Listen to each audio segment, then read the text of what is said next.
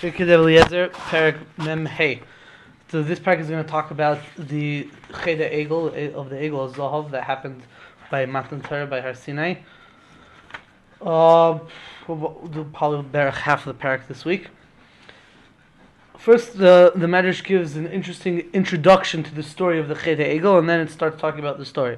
So the introduction says like this: Rabbi Shimon ben Yochai Aimer. Rabbi Shimon ben Yochai says, when the Kadosh Baruch Hu revealed himself to Moshe Rabbeinu from within the burning bush, Shlochei l'Mitzrayim. He sent Moshe Rabbeinu to Mitzrayim, or you could read it like this: Vishlochei l'Mitzrayim, and he revealed himself to Moshe Rabbeinu, and he sent him to Mitzrayim. What happened? Omar Moshe l'fnei Kadosh Baruch Hu. There's two ways to read it.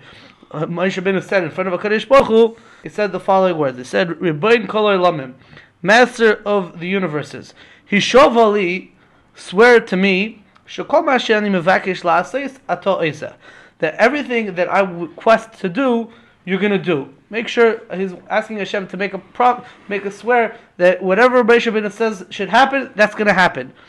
Shelo yadaber lefnei Faroi v'lo yaseh v'yargeni, so that it won't happen that I'll speak in front of Paro, I'll say something, such and such is going to happen, and it won't happen, and Paro's going to go and kill me because I'm just saying things. So please, Hashem, swear to me that whatever I say is going to happen, it's going to really happen. Fine. Or whatever I request is going to happen, is going to happen.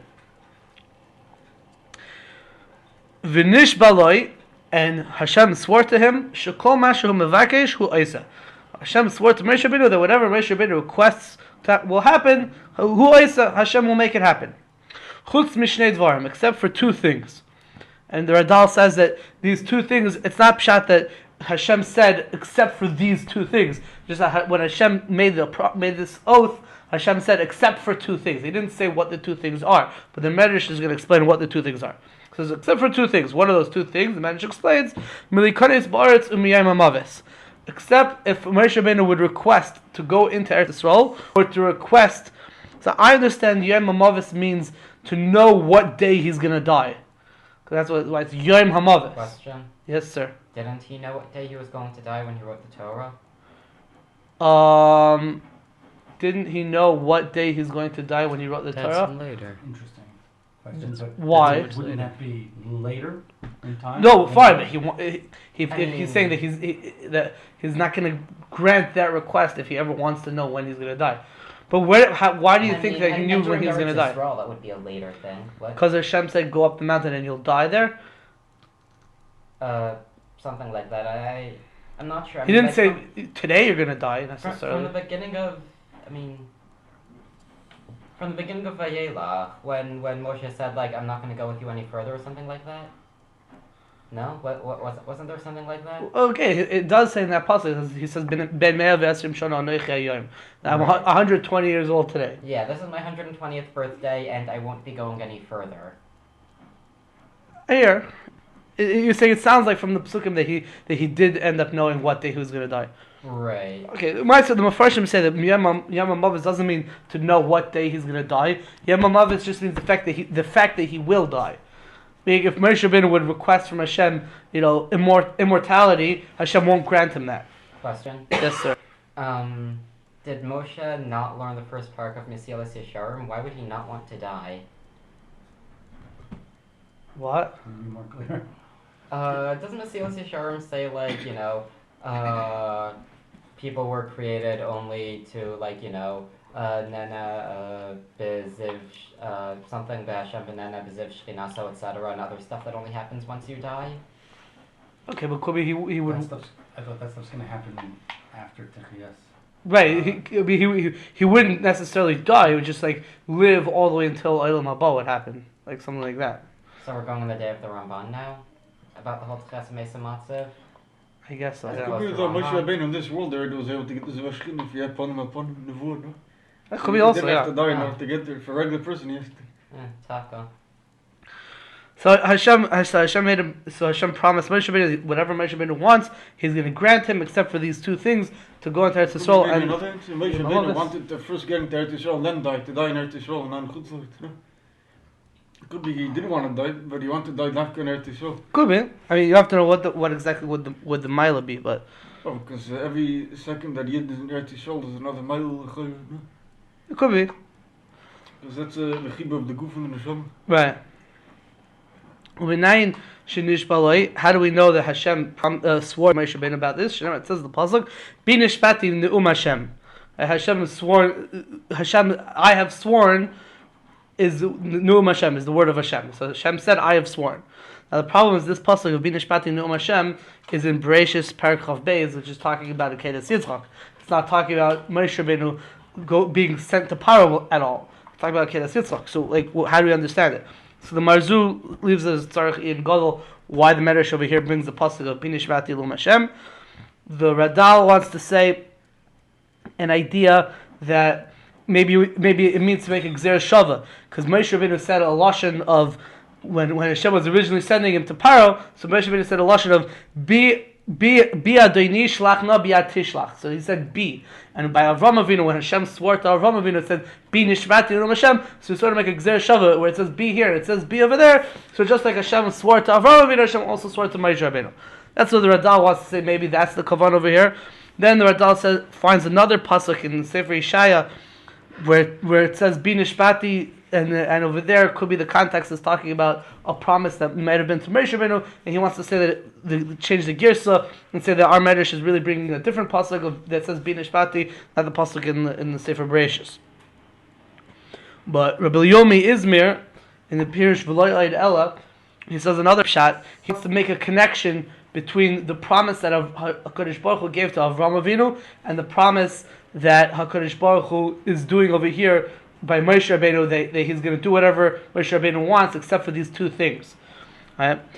He says he's understanding. Rabbi Leil Israel is understanding that the pasuk that we're bringing over here is not a pasuk that's saying that how do we know that Moshe Rabbeinu, that Hashem swore to Moshe Rabbeinu that he's going to do whatever he wants.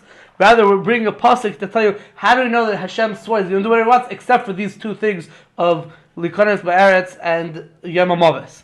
And to that, Rabbi Leil Israel explains the connection. He says that Kodesh Baruch Hu gave a promise to Avram Avinu that his descendants are going to be ka'afar ha'aretz. They're going to be multiple, like the dirt, like the dirt of the ground, right? So numerous, right? Now, how is it going to be that Klal Yisrael is going to be numerous? If Moshe Rabbeinu would go into Eretz Yisrael and Moshe Rabbeinu would live forever, right? Moshe Rabbeinu would be the one who would end up building the Beis HaMikdash, and I believe he doesn't say who says this, but I believe I saw it from the Ramami Panu, who says that if Moshe Rabbeinu would build the Beis HaMikdash, it would never be able to be destroyed. Now the problem is, if the Beis HaMikdash would never be able to be destroyed, then if the Jews will in the future do any Averas, so then the punishment won't come to the Beis HaMikdash, right? The punishment will go to the people, and it will destroy the people.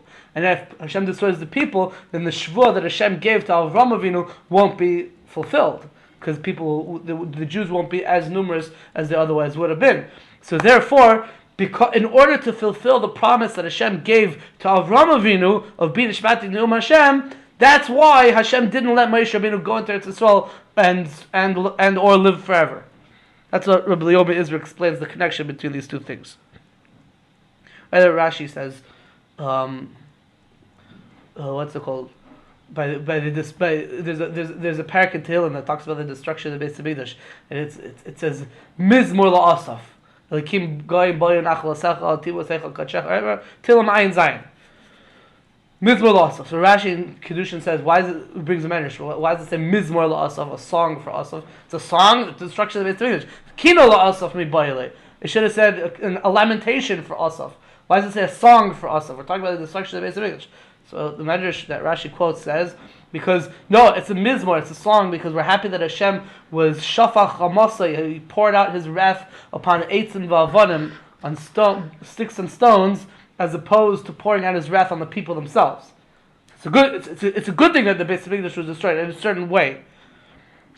Right? So that's sort of bringing out this idea that if Moshe Rabbeinu would have built the Beis HaMikdash, that we wouldn't have had that. It would have went on to the people, not onto the sticks and stones, and then it wouldn't have been a kiyum of the shvuah that Hashem gave to Avraham Avinu.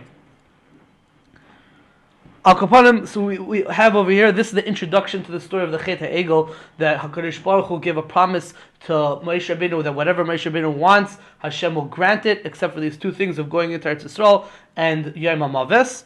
Why is this the introduction to the story of the Chet HaEgel? Rabbi Pomerantz? Because we saw in the next parak, in parak Mem Vav, and we'll also see it in the end of this parak, when HaKadosh Baruch Hu, when Moshe Rabbeinu davens to Hashem that he should forgive Klal Yisrael for doing the Chet HaEgel, so basically Moshe Rabbeinu invokes this shvua. He says, you promised that whatever I say you're going to do, so I'm asking you to forgive them, so you have to forgive them. And the Medrash says, yeah, that worked. That was one of the reasons why Hashem forgave the Jews. We saw it last week. And we'll see it again in the next time we meet. There's one more point before we actually start the story of the Chet HaEgel. There's a sefer called Zera Berech from Berachia Shapira from Krakow. It was a Talmud of the Megala Mukhes. So the Zera Berech in Parshas Kisisa writes that this is Murumaz, this shvua that Hashem gave to Moshe Rabbeinu is Murumaz in the Psukim by the Sneh. We spoke about the Sneh towards the end of Parak Mem, where Hashem revealed His name to Moshe Rabbeinu of Ehyeh Asher Ehyeh. I will be that which I will be. So if you look in the Psukim over there, it says the lashon of Ehyeh twice. Besides Ehyeh Asher Ehyeh, Hashem also said to Moshe Rabbeinu by the Sneh, He says Ehyeh Imach. I'm going to be with you. So the Zera Berech says that when Hashem says Ehyeh Imach, that's a remez to what over here, what the Pirkei Eliezer says over here, that Hashem made a promise or a swear to Moshe Rabbeinu that He's going to do whatever Moshe Rabbeinu wants. And then when it says later on Ehyeh Asher Ehyeh, so He says two pshatim. He says either He repeated it again to stress that even if you do an avera, still once I made the promise I'm going to do whatever you want, doing an avera afterwards is not going to change that promise, which is very interesting in light of what we're saying over here, that even though Klal Yisrael is going to do the Chet HaEgel, but this promise is going to sort of supersede that avera. Or Hashem repeated Ehyeh Asher Ehyeh, even though He already said Ehyeh Imach, because that's the lashon of shvua, when you repeat yourself. The Gemara in Shavuos and Daf Lamed Vav says that if a person says hein or loi, that's a lashon of shvua. If you repeat, you say yes, like you try to, you say, can you do such and such for me? So I say yes. So if you say yes, okay, it's time you're saying yes. But if you say yes, that's an expression or a kinoi of saying a shvua. It's another way of saying a shvua, like I promise I'm doing it. If you say it twice, because you're stressing your obligation to do that thing. So when Hashem said Ehyeh Imach, okay, so He said He's going to do whatever Moshe Rabbeinu wants. Then when He says again Ehyeh Asher Ehyeh, He's stressing that there's a shvua behind it. Fine, so that's the introduction of the Medrash. Now we'll get to the actual story. When Bnei Yisrael accepted the Aseret Dibros, the 10 Commandments, after 40 days, they forgot their God. They forgot about Hashem. I probably should have read Elokehem. Right? After 40, so they got the Luchais on Yud Zayin Tammuz, on Shavuos, and they forgot about Hashem 40 days later, Yud Zayin Tammuz. Aaron, and they said to Aaron HaKohen, they said to him, "Hamitzrim hayonoisnes Eloheihem," the Egyptians would carry their God, v'hayu misherim umezamim lefanov, and they would sing and they would make music in front of it, v'roinoisei lefneihem, and they would see their God in front of them. So we want to imitate them. Asei lanu Elohim, make for us a God ke'Elohei Mitzrayim, like the God of the Egyptians, v'niroisei lefanenu, and we'll see it in front of us. Shneimar, it says in the pasuk, Vayom Ruloi, they said to Aaron, Kum asay lanu Elohim, make for us a God, Asher yalchu lefanenu. Then the pasuk says, Asher yalchu lefanenu, who walk in front of us.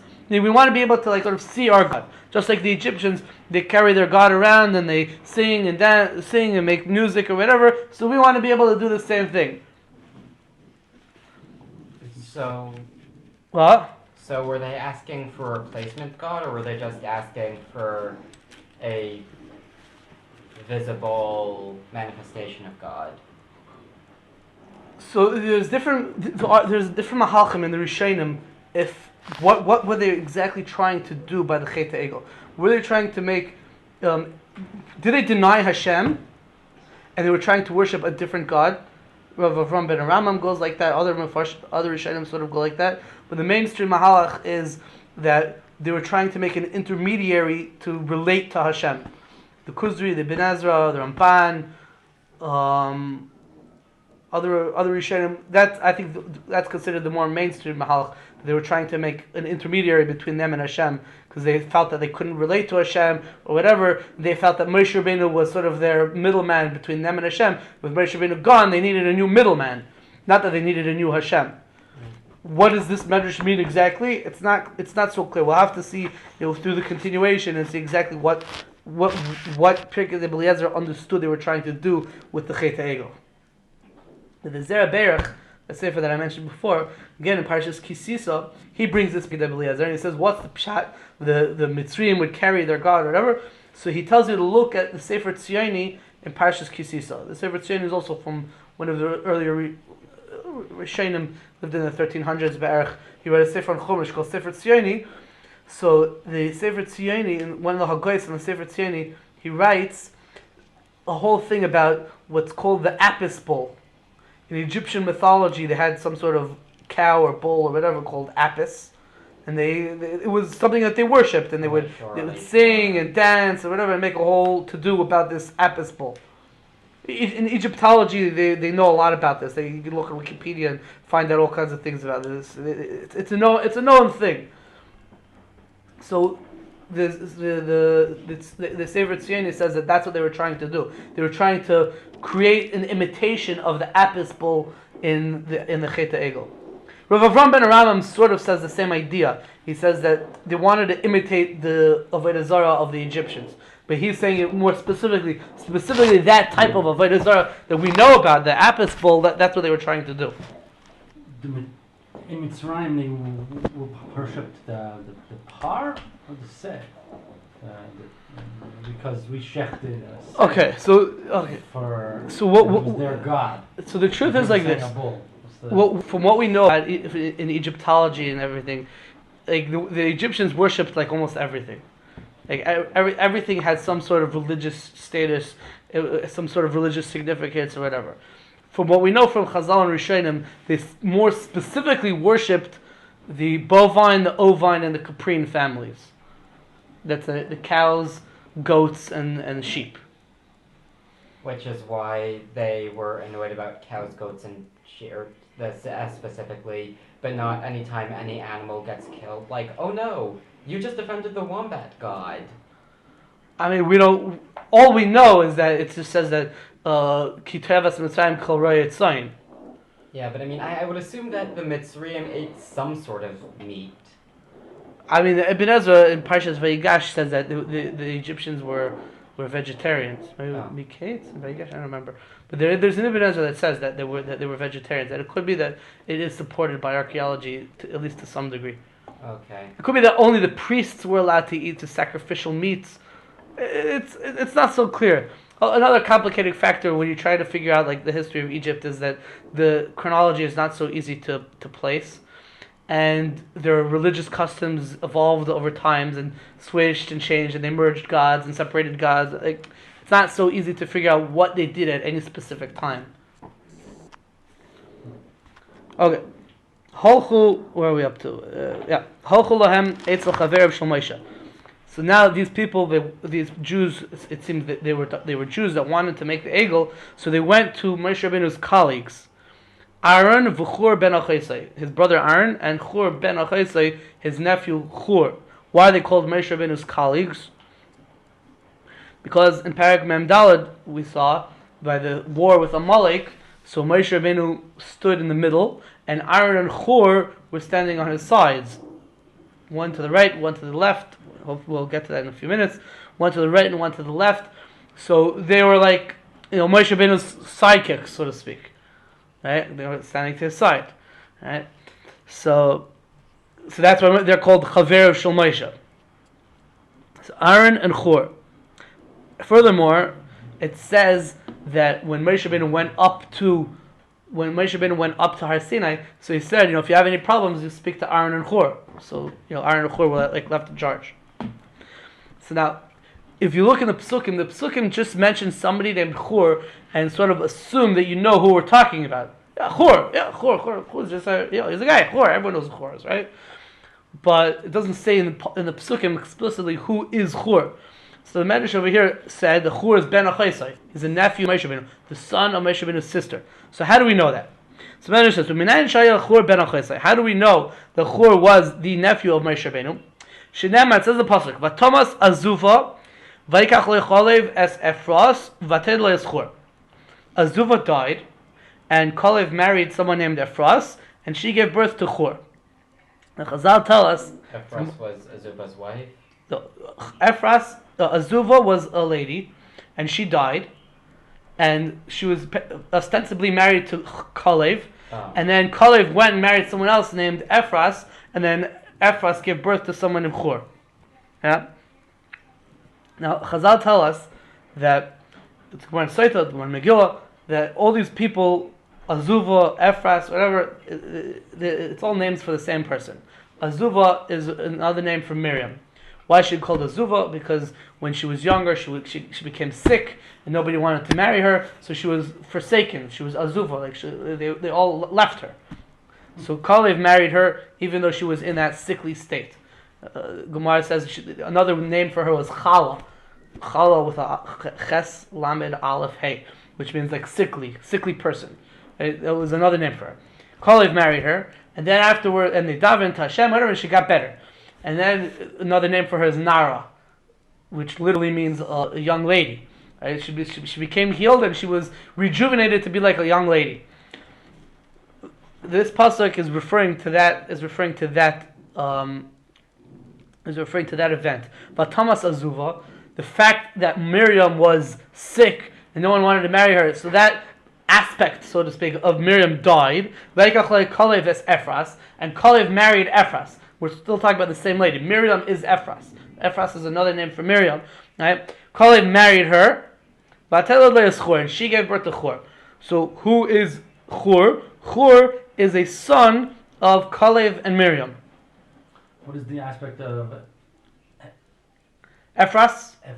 So it has to say that and not the name that we know. So I'm pretty sure, but I don't remember 100%, but I'm pretty sure that the Gemara says that Efras is like a lashon of Priya Revia, that she's able to give birth and to be fruitful and multiply. Mm-hmm. So that's what it is. But the Madrash over here says a different point in the name Efras. V'lama nikra shema shel Miriam Efras. Why is Miriam called Efras? What does Efras mean? I don't know exactly how the Medrash over here is going to put this back into the word Efras, but the Medrash understands that Efras means Bas Platini. Platini means a palace, a royal palace. So Bas Platini, the daughter of a royal palace, like a woman of royalty. Bas Melachim, a daughter of kings. Migdali Adar, from the great people of the generation. The Gemara says that Amram was from the Gedolei Adar. The Gemara says that Amram was Gadol Adar. Shekol Nasi v'Gadol she'amad b'Yisrael nikra shmei Efras. Any Nasi, any prince or king or president or Gadol, important person who came up amongst Klal Yisrael, he's called an Efras. It's an appellation that we apply to all chashuv people in his, not all, but to many chashuv people in history, irrespective of gender. So usually it's used to refer to like this man is an Efrasi type person. But like the matriarch of Efrasis would be Efras herself, which is Miriam. Okay. Let's say it like that. Shinamar, it says in the pasuk, Yeravam ben Nevat Efrasi. Yeravam ben Nevat, who was an Efrasi. Yeravam ben Nevat was the first king of Malchus Yisrael. Right? He's the one who built the golden calves in Dan and in Beis El. But the Gemara says in Sanhedrin that Yeravam ben Nevat was a huge Talmid Chacham. Before he became king, power corrupted him, and he lost his focus. But before that, he was a huge Talmid Chacham. He was unparalleled in his generation. So the pasuk calls him an Efrasi. Malachim Perek Yud Aleph pasuk Chavav. That's in the beginning. He's called an Efrasi. So he's called an Efrasi. Now the problem is that Yeravam ben Nevat was actually from Shevet Ephraim. Now you could argue that Efrasi means a person of Shevet Ephraim. It doesn't necessarily mean royalty or a hush of a person. So how do we know that Efrasi means royalty or chashuv a person. The next pasuk. David ben Ish Efrasi. David, King David, right, was the son of an Efrasi man. Says the Medrash. V'chi Efrasi haya was David Amelach Efrasi, meaning from Shevet Ephraim? No, we know he wasn't. Ba'alei Shevet Yehuda haya. We know that David Amelach was from Shevet Yehuda, right? So how could Efrasi mean from an Ephraimite? Elamai, Efrasi doesn't mean Ephraimite. It means the chashuv person. Ella, what does it mean? Efrasi ben Paltining, son of a royal palace. Ben Milachim, son of kings. Migdalei Hadar haya, from the important people of his generation, David Melech was from. And also, okay, there's another aspect you could say that Efrasi maybe means the name of a city, because Beis Lechem is also called Efras. I know you think Efrat is Efrat and Beis Lechem is Beis Lechem, but in Tanakh, Beis Lechem is also called Efras. It's the same place. Well, it's very close. What? Very close. That's what I just said. You think that they're two different places, and they're very close. What? I thought they were two different places, even in Chumash. No, I it says thought because when Rachel died, when Rachel died, it yes. was way in where she died, in What? hate. No, Beis Lechem. No, On the way to Efrat. no, that's not the lashon of the pasuk. It's not? Derech Efras hu Beis Lechem. Oh yeah? Efras is Beis Lechem. Well, everybody calls Efrat in the Beit Lechem district. You just now with the Arabs and everything else, two separate places, but it's really in reality Efrat is within Beit Lechem. California is one place. Then there's San Francisco and Los Angeles. It says they buried you like on the side of the highway or something. Right. So where was that highway in Beis Lechem? Next to Beis Lechem, I don't know. Nowadays, modern Beis Lechem is built around it, right? Now Efrat is like right near Beis Lechem. Well, it's they did all sorts of things with the roads. Beis Lechem so today is we- officially in Yerushalayim. I'm not familiar with what was going on, let's say, 50 years ago after the Six-Day War, because Efrat wasn't founded then, and the road 60 that goes now, Derech Hebron went a different way, went through Beit Lechem, past Erev Rav. I mean, I'm not here long enough to know what happened in the 70s to travel, how the roads went, before the tunnels were built and everything. I don't know. I'll tell you this much. There's a law in this country that you're not allowed to name a city after a biblical city unless you know for sure that it's the same place. What? Yes. Beersheba That's is why they one call also- it We're Efrat sitting on Efrat. a car. Yeah, Beitar. But We don't Beitar is know- not a Beitar is not a city. biblical city. It's not mentioned in Tanakh explicitly. Just in the Gemara? And also, Beitar's technical Come on. name is Beitar Elite. Right, and Efrat's technical name is Efrata, exactly. Efrata. Efrat's technical name is Efrata because they can't name it Efrat. Now, Efrata is just a corruption because they don't believe in Chazal, so they don't know that Efrata means to Efrat. The Gemara says Efrata means you put a hey at the end of the at the end of a word when you want to put the lam in the beginning, but they don't believe that. They think Efrata is a name. Beitar also wasn't named after the city Beitar, it was named after the organization Beitar. The football team. Yeah, it was named after Because the... there's an Arab town across the road. Bitar. No, there's That's an why organization they're of... trying to And I heard that people say that really Beitar is supposed to be pronounced Bitar. No, there's an organization I of don't Zavatinski's that Could be he founded that, it's called around the Beitar. 60s, Yeah. yeah. So that Youth organization, they built the city, so they named it after themselves. They want people to come, they didn't want to come, so the Haredim brought it up. It's a whole story. It wasn't supposed to be the Haredi city, it was supposed to be the people of Beitar who wanted their own city. They also have like a soccer team or whatever. Yeah.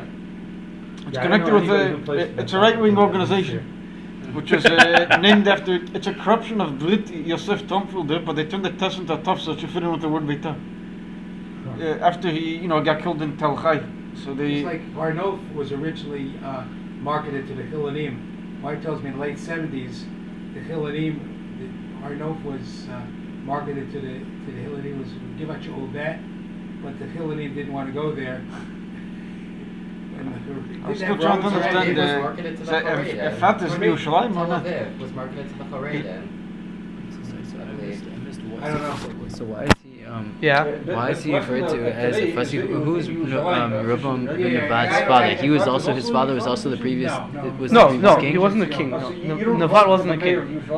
So then why is he referred to as Efrati? We just proved why it doesn't mean from No, Ephraim, so Efrati means Efrati means like he's a type of person who exudes royalty. Oh, because he was a He's a Talmud Chacham. He's like a hush of a person. Yeah, it doesn't literally mean royalty because his father wasn't the king. Right, and so too Miriam is also called Efrati because she's a boss of a Talmud Chacham. Right. Into Palestinian territory, but it's still part of Yerushalayim.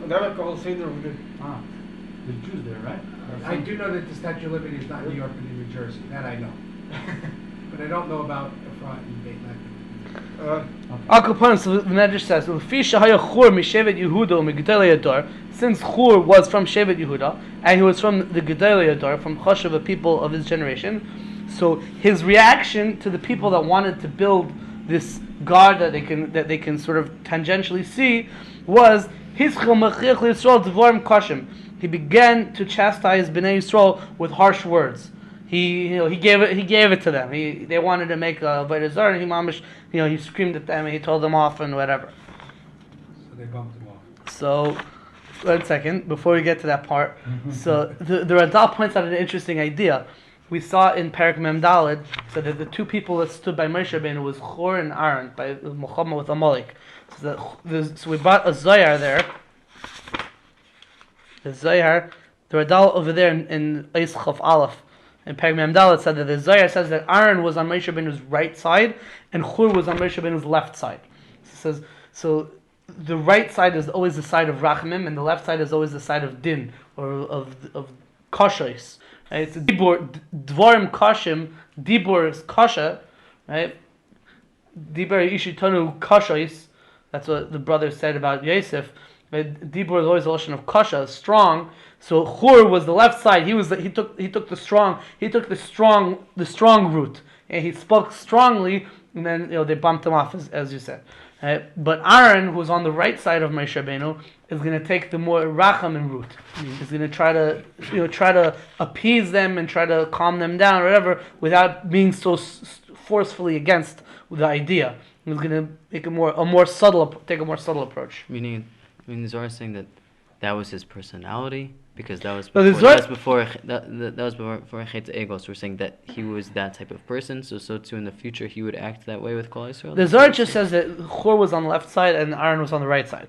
The Radal says based on that you could say that Chur was sort of represented Din and Aaron represented Rachamim. And since Chur was Din, he took a very harsher right. approach. He's just saying that's how he would act Mamela because that's how he was. Right. I guess. Yeah. And Aaron couldn't have just said something like, let's sleep on this? What? We did. That's what he was trying That's to sort of what he's going to say, yeah. Oh, right, but no, they didn't. Chag Lashem Machar. Right. Tried to get him to... So, as Rabbi Hochstadt said,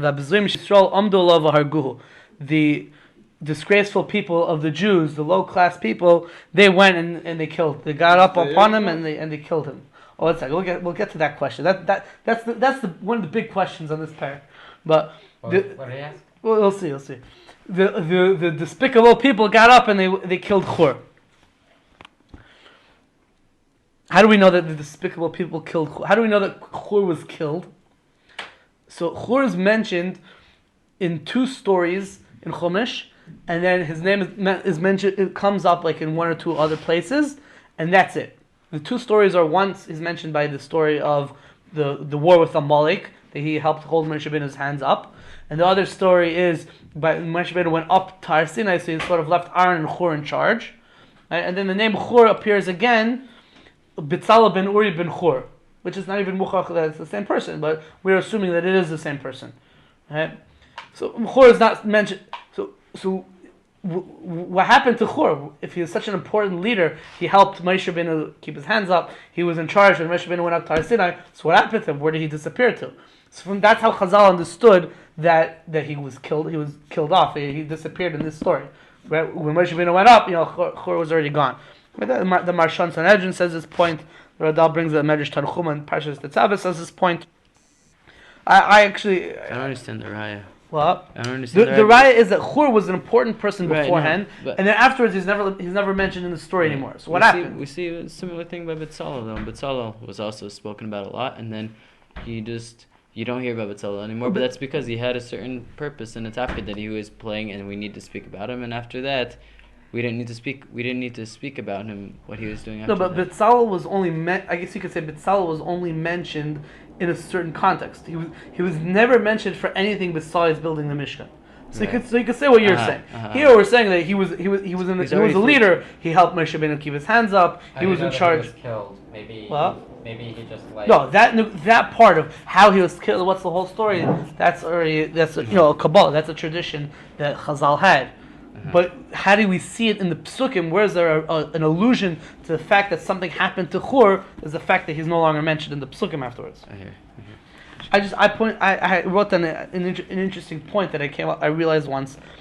The name Chur appears 5 times in Chumash, in Sefer Shmos. His name comes up 5 times. Now, Rashi does something very interesting. Rashi, in 2 places, Rashi says, "Who is Chur?" He says he was the son of Calev, and his father was Calev and his mother was Miriam. In 2 places, Rashi says who his father and his mother was. In 1 place, Rashi just writes who his mother was without mentioning who his father was, and in the 5th place, Rashi doesn't say anything. 4. Oh, I'm sorry. Well, in 2 places he says both parents. In 2 places he says nothing, and 1 place he says just his mother. Those are the 5 things that Rashi does. So it's like, why did Rashi choose to explain like who his genealogy in 1 place, half of his genealogy in another place, in other places he doesn't say anything, and it's not like it's in order. It's like I don't know. I'm not sure why what was driving Rashi exactly, but Interesting. So you'd think that once would be enough too. yeah, and also could be 2 of them were like not so far apart. If you took them away from each other. Okay, weiter. V'ra Aaron saw l'chur shenerag. He saw the chur was killed. Uvana mizbeach, and Aaron built a mizbeach. Shnemar. It says the pasuk vayar Aaron. Aaron saw. Ma ra. What did Aaron see? Shenerag chur ben achisai. He saw that Chur, his nephew, was killed. So because he saw that his nephew was killed, he built a mizbeach. Uvana mizbeach. He built a mizbeach. Shnemar. It says the pasuk vayiven mizbeach. The pasuk vayar Aaron vayiven mizbeach. Aaron saw that Chur was killed, and he built a mizbeach. Now, Pashtus, you would say that Vayar Aaron even Mizbeach means that he saw that he might meet the same fate, and therefore he was scared, and he decided, I have to participate with them. I have to be b'shatef pula, and then be a participant and follow along with what these guys want to do. Otherwise, they're going to bump me off. They're going to kill me too, right? And to that effect, the Radal says that maybe you could darshan Vayar Aaron as if it said Vayar with 2 yods. Vayira Aaron. Aaron was scared. But the Radal doesn't like this play. He says Chas v'shalom to say that no, because he was scared that they're going to kill him, he was going to build a mizbeach for a Vayar Zar or whatever. Rather, the Radal says that no, Vayiven mizbeach means that he built a mizbeach for Hashem. He built a mizbeach for Hashem. It doesn't mean that he built a mizbeach for a Vayar Zar. So then what's the shaykhis to Chur dying? Chur dies and I say, I'm going to build a mizbeach for Hashem. So I guess he's saying like, I have to go do something now. I'm going to do something, and these people want something to be built or something to be done. So I'll build a mizbeach. I'll build it for Hashem, but maybe that'll calm them down or something like that. Interesting. Okay. The Radal says that Vayar Aaron doesn't mean he literally saw with his eyes. Rather, it means like he saw with his heart, that he understood. And the Radal makes an interesting drush over here. He says that Vayar is Gematria Chur.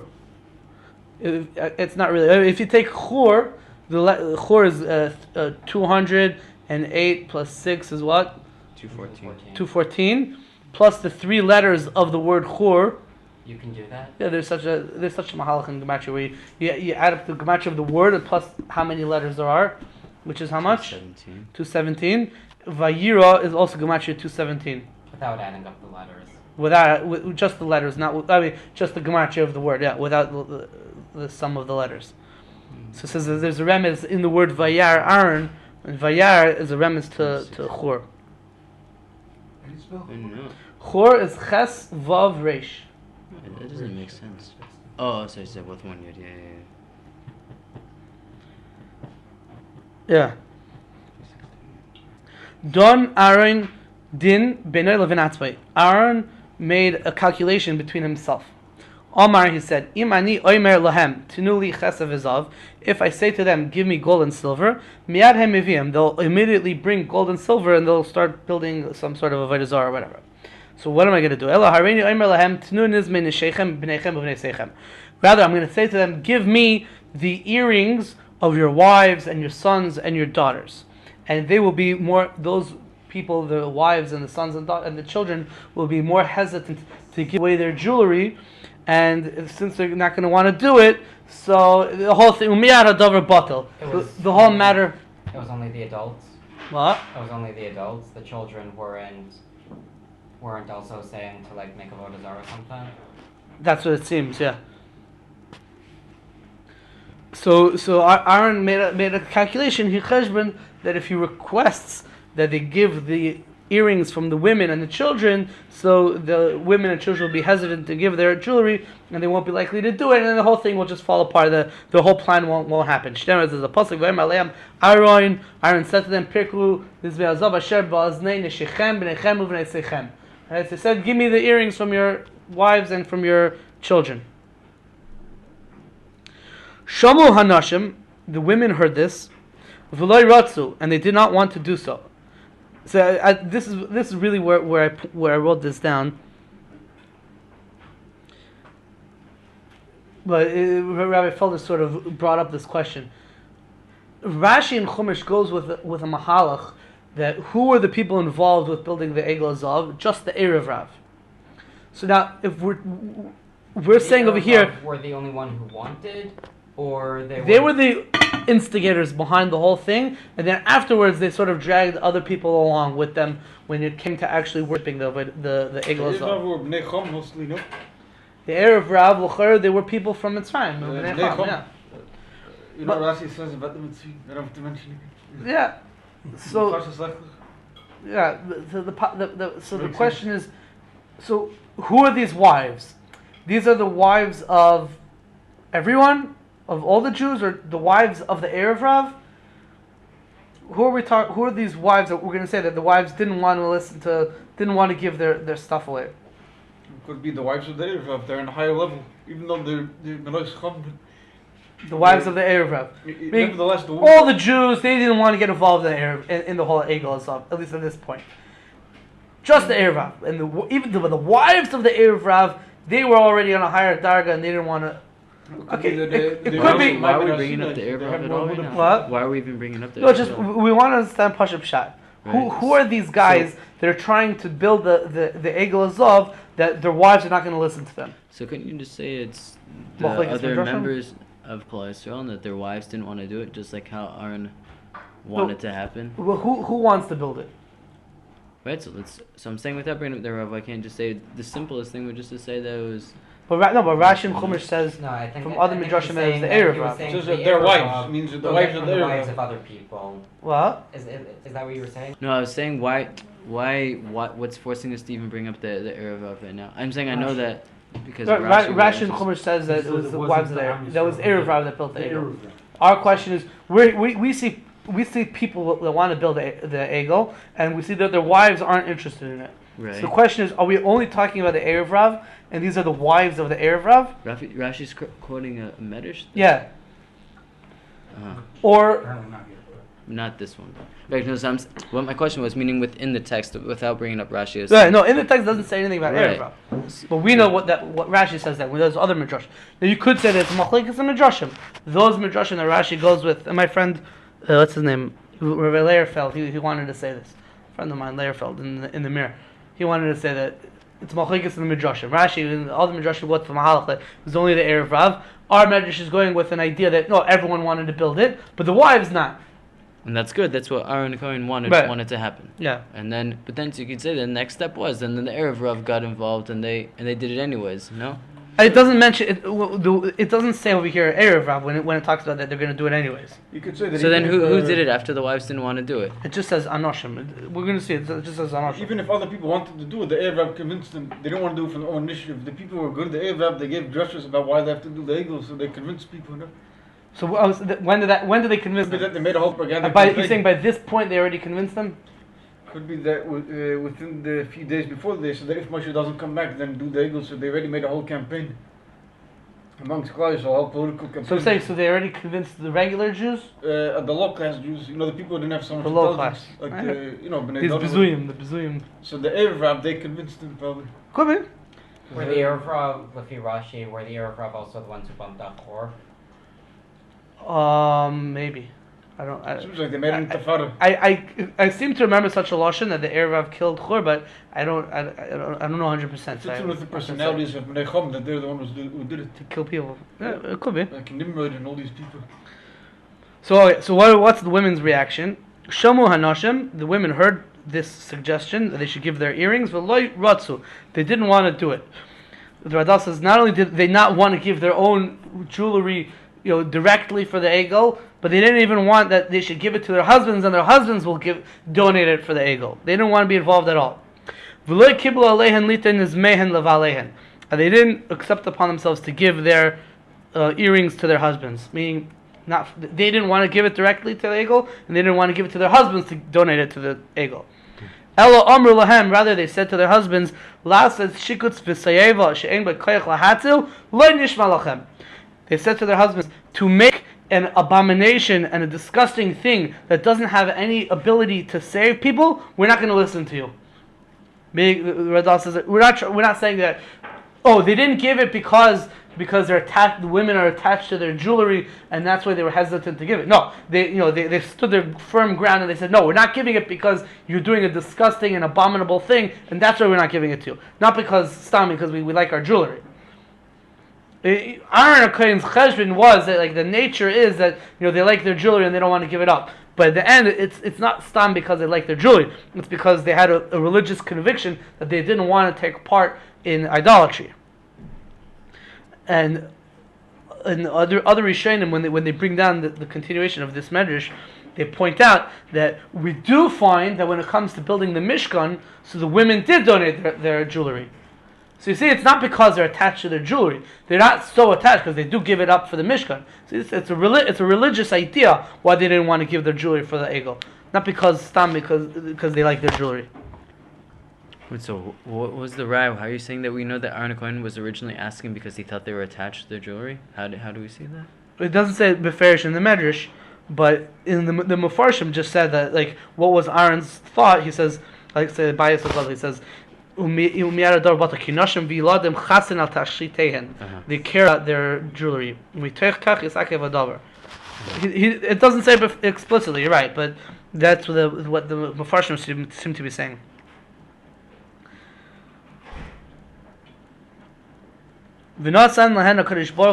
Okay, so the women didn't listen to their husbands, they didn't want to donate their earrings, and because of that, says the Medrash, because of this, Hashem gave to them, to the women, to the Jewish women, their reward in this world. What's their reward in this world? That the women keep Rosh Chodesh more so than the men. And HaKadosh Baruch Hu gave them schar in Olam Haba, that the women in the future are going to be rejuvenated like the Rosh Chodesh. It says in the pasuk, Hamasbia batoiv edyeich, the one who is satisfied for a good reason is satisfied with their edyeich, with their adornments. The end of the pasuk says, "Tischadish kanesha niuraychi." They will be renewed like an eagle. Their youth. So they're going to be somewhat rejuvenated in their youth. We'll see it way later on. Parak Nun Aleph. What exactly that means? That they're going to be renewed like the Rosh Chodesh. They're going to like the fountain of youth or something like that. We'll see exactly what that means in Parak Nun Aleph. But that the women got a schar in Olam Hazeh and in Olam Haba for refusing to take part of the Egel Azav. In Olam Hazeh, they get to keep Rosh Chodesh more than men. We'll have to see exactly what that means, that they keep Rosh Chodesh. We'll have to see what it means more than men. And on Olam Haba, whatever this means, that they're going to be Nuschadish like an eagle or whatever. We'll see at a different point. Well, the shaila is, before we get to exactly what it means that they keep Rosh Chodesh more so than the men, what's the midah keneged midah of Rosh Chodesh? What does Rosh Chodesh have to do with not partaking in the Egel Azav? So you didn't give your earrings, so therefore you get Rosh Chodesh. Whatever, we'll see what it means. What they get Rosh Chodesh. What does it mean? What's the shaykhs? What's the connection between? So Rabbi Leomi Izmer says two explanations. The first pshat he says is this an idea. It's brought down in a few different. I've seen it in a few different places. There's a marsha about this in somewhere. I don't remember where the marsha is. There's a sefer Ikrim that says this, that different Oivdei Avodah Zaras, they attributed different types of metals to different celestial bodies, different types of elements to different celestial bodies. So, for example, gold was associated with the sun, and silver was associated with the moon, etc. Yeah. So, if we go with that idea, so Rabbi Leo Mezer says that gold has to do with the sun, right? So, by these women rejecting the Egel Azav, they're rejecting using the gold for bad. So they get the moon. So they're rejecting the sun in a way, and the reward for that is they get Rosh Chodesh, which has to do with the moon. Interesting. And we've spoken a few times about, obviously, there's a Gemara in Mesachas Brachas that says that there was a guy who had a dream, and in his dream he saw that he touched. It was a guy. He had a dream, and he saw in his dream that he touched the moon. Right? So Kissed the moon. Well, he kissed the moon. Right? So I asked, I forgot who, Abaye maybe. So what does it mean that I saw this in the dream? So he said what it means is that you're a boil of Bas Yisrael. So what does the moon have to do with the Bas Yisrael? So there's this idea that a moon is like a Jewish woman has to do with the moon. Besula Nisas Le'am Haravi is Rosh Tevis Levana. The Kabbalah bring down such an idea. Besula Nisas Yom Haravi is the first mission Ksubis. It says that a virgin woman is supposed to get married on a Wednesday. Right, so the Rosh Tevis is Levana.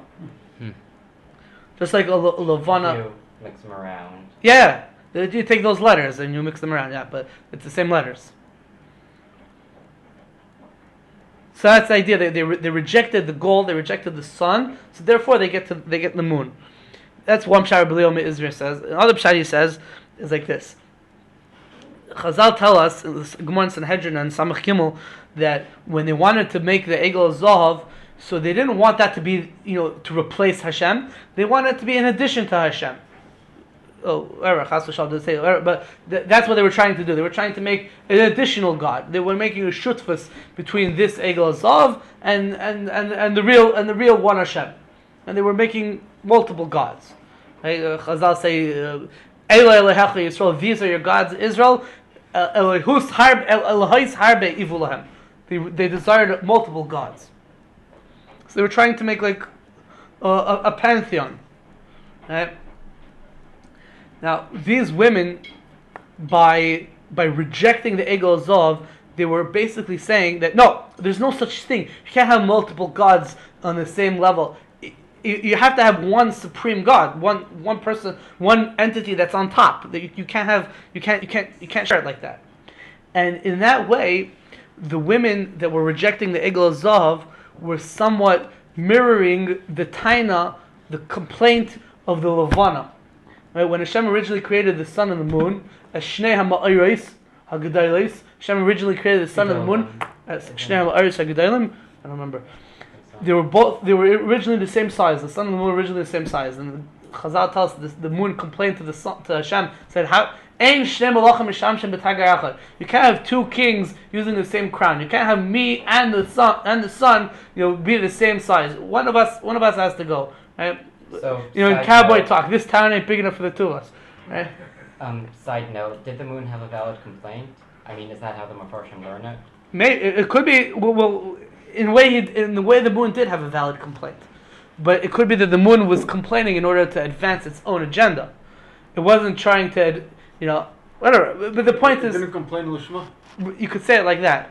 It didn't complain l'shma, but the point is that idea of ein shnei malachim mishtamshe b'tager echad, two kings can't use the same crown. That's the same thing that these women were saying when they rejected the egel. They're saying, no, two kings can't. You can't have multiple gods. You can only have one god. You can't have an egel and Hashem. Forget about the egel. Just go with Hashem. It's the same thing that the moon said to the sun, and the moon was punished for using that expression. If the moon would have remained silent, what would have happened? I don't know. If you would have just accepted Kabbalah, so okay, 2 crowns, no problem. Yeah, I don't know. It would have been light all day and night. Cool. Why? How would I sleep then? You'd be used to it. I would. But the moon said this idea for in a sinful way to advance its own agenda or whatever, so it got punished. But these women that said it for l'shem shamayim, so their reward is that they get the moon. That's why they get Rosh Chodesh. Because the moon who messed up by saying this, by using this idea, they said the idea not messing up in a good way, so they get the moon that lost it. They get the thing that's messed up. No, they get the thing they use the same expression in a messed up way. But the moon got messed up because of it. Yeah. So they get the messed because up they thing. because the moon says shouldn't they get the sun for that? I mean, the sun is the one which, I mean, the moon is, if you're going like this, it's more like the Egel HaZahav that, Yeah, the sun came out on top. Yeah. So they should get as a reward the sun rather than the moon. It means coming from the same kind, just in a different way, right? No, but because the reward is they're saying the same thing. They're like the moon, but what the moon did for bad, they're doing for good. It's like if a person So kills someone. you could say in a way. I'm not saying exactly that's the way he says it, but you could say like they were sort of to some degree misakin the hate of the moon. It's like if a person kills someone. If he kills a person who's from Amalek, he's kind of mitzvah.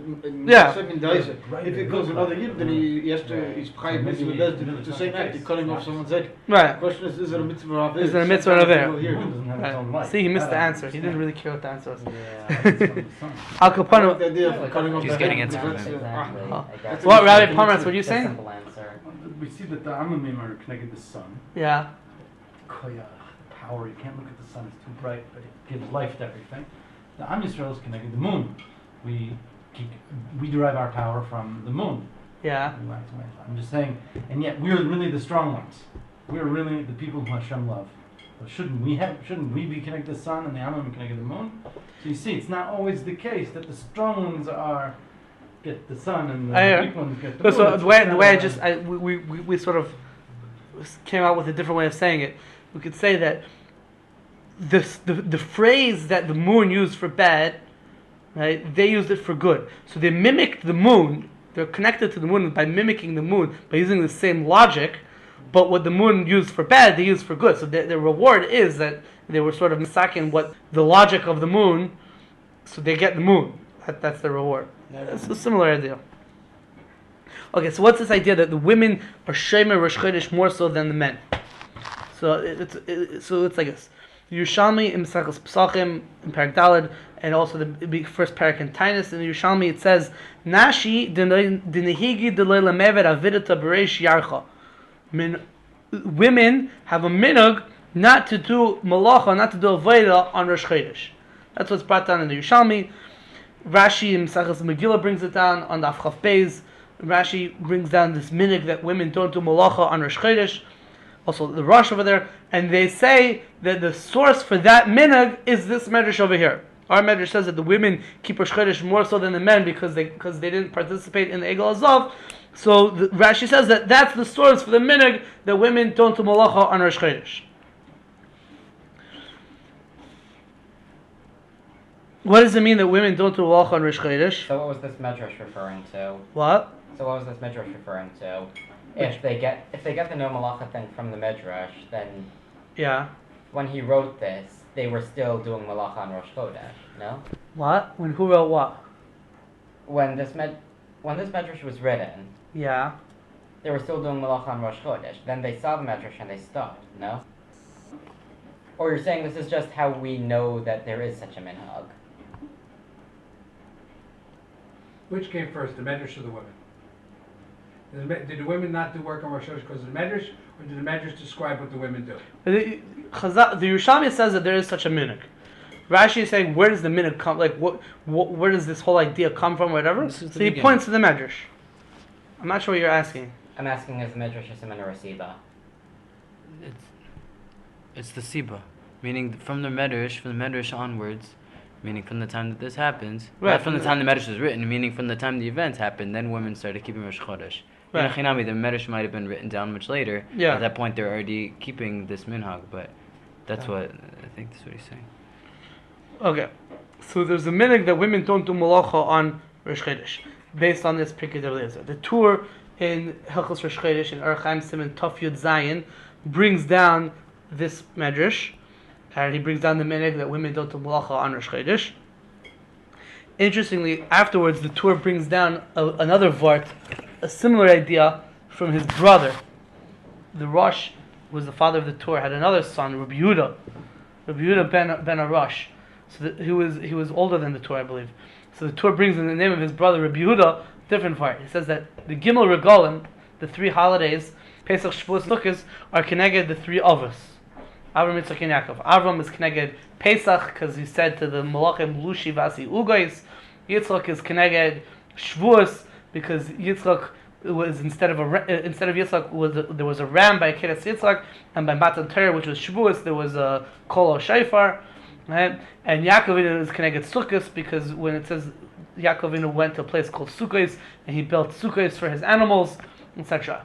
And then the Rosh Chodesh was connected to the Yud Beis Shvatim, the 12 tribes, right? Because there's 12 Rosh Chodashim in a year, in a non-leap year, and there's 12 sons of Yaakov Avinu. So the 12 tribes are connected to the 12 Rosh Chodashim. Who gets Rosh Hashanah?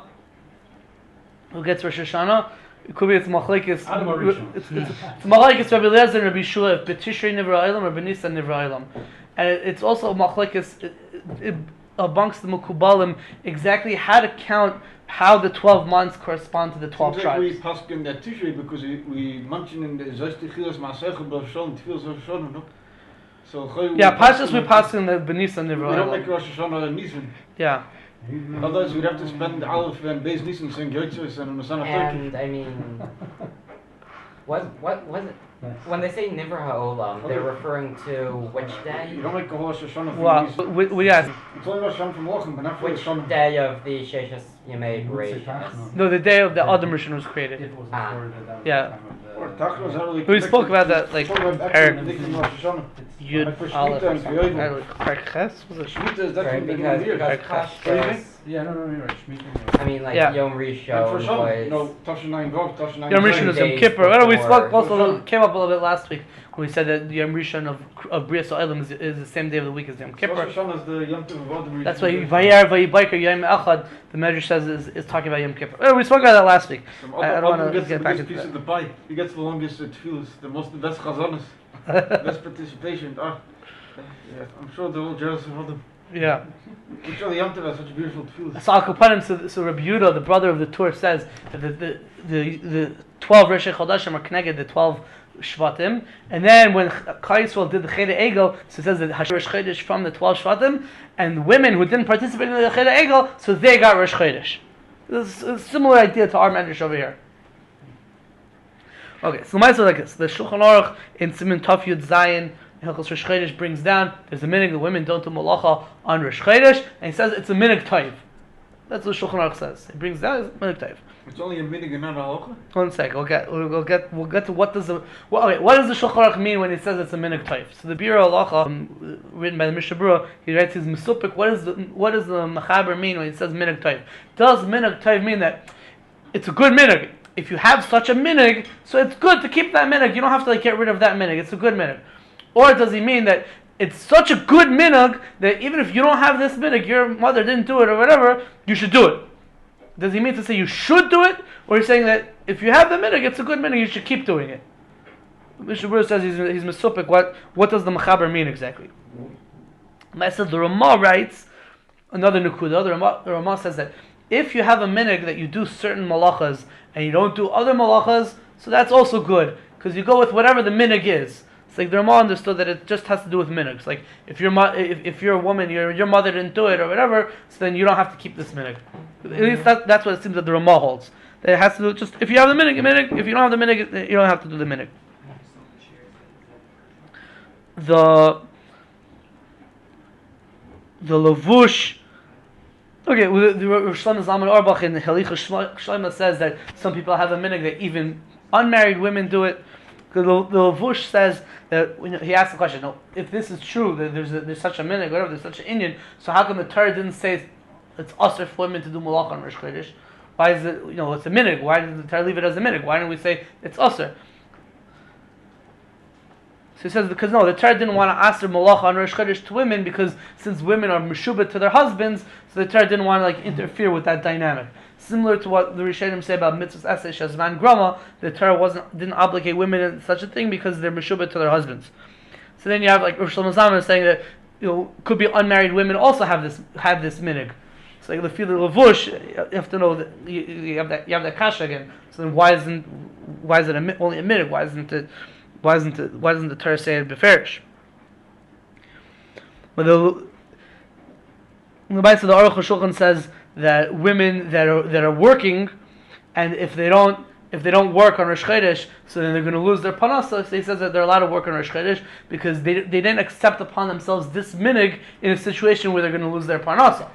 So work here does not mean shlushim. Does not mean So it's a malacha. So the Lavush also discusses that. Does malacha mean just like sewing? Sewing is considered a malacha, but I could be sewing just a button on a pants, or I could be sewing like I'm a professional seamstress, right? So Lavush wanted to say that if you're doing it in a professional way, it could be that's a problem. But if you're doing a malacha in a non-professional way, it could be that's not a problem. There's different minhagim in different places who say different nukudas. But there's one idea over here that I just wanted to point out. The Ar Medrash says that the women keep Rosh Chodesh more so than the men. So what does it mean? What's the more?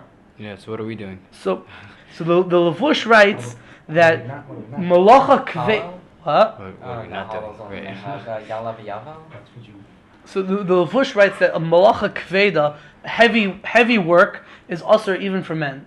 I don't think we pass. I didn't see the place that they bring down this Lavush. But if you learn like that Lavush, that heavy malacha is kveda literally. Yeah, I guess so. Like the real heavy duty work. I don't know. So that's he says that's also for men. So it could be that if you learn like that Lavush, that's what the Medrash means. Like women, even light malacha is also right. For men, and they're also more than men. For men, only a heavy malacha is also. But it doesn't read so well because like Lamaisa, we don't really pass it like that. We do even heavy work on Rosh Chodesh. So yeah, But not according to Lavush. Not according to the Lavush, but So it all works with the Shita, so. yeah. Okay, what time is it? It has a time. 9:30. It's 9:34. That's what I So we should stop here then. It's already an hour 15 minutes. I just want to ask. Yeah. Before we figure out who is actually giving the jewelry, I'm saying, isn't it? Before you said you're in the Moshe, your friend, that maybe it's a machlokas midrashim, but I don't know. It seems like couldn't we just say that we see from here that the women rejected it? So then, if you say that, who was that talking about at that point? That was talking about all the Klal Yisrael, the women of Klal Yisrael, not just the Erev Rav, all Klal Yisrael. They rejected it. So then, who ended up giving it? Since the actual Jewish women rejected it, who ended up giving it? It was the Erev Rav, or the wives of the Erev Rav.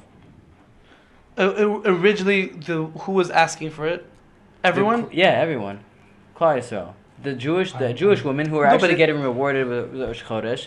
They were the ones that didn't want to do it. So who ended up giving it? I don't know, because we never said the husbands then went and forced it out of their hands. Okay, you're saying somewhat of a chiddush. You're saying that originally everyone wanted to build it and build the Egel Zav, and then when the women rejected it, so then the Jewish men also sort of rejected it, and then the Erev Rav themselves built it, and then they grabbed everyone else with them afterwards. That's not such a chiddush because that was Aaron's plan all along. Right, that's exactly what they wanted. So then the non-righteous women aka the Erev women of the Erev Rav, are the ones that ended up giving I it. hear it could be the point. The thing is, we didn't really see that part yet. We'll probably see it next. I guess we'll see it next time. The Medrash over here doesn't say anything about Erev Rav. So the question is how to fit in the whole thing of Erev Rav into The our alternative Medrash. to say is say that then the Jewish men then forced it out of their hands then and gave it. Of whose hands?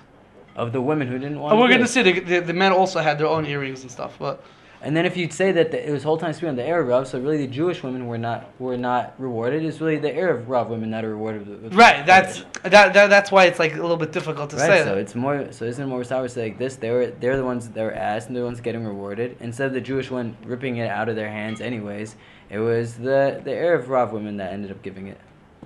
Then we have the question of why should Am Yisrael be at fault? If they didn't do anything with the Erev Rav, why shouldn't it just be the Erev Rav? No, because afterwards they for sure joined in. Smitten. When- So they rejected it, Yeah. and then the Erev Rav continued it, and Yeah, then, and the then- rest of them joined in again. That's Yeah, confusing. we'll see. Well, I guess we'll have to see a little bit weiter. All right. Yeah. Good Yanta. Good Yanta. Yeah.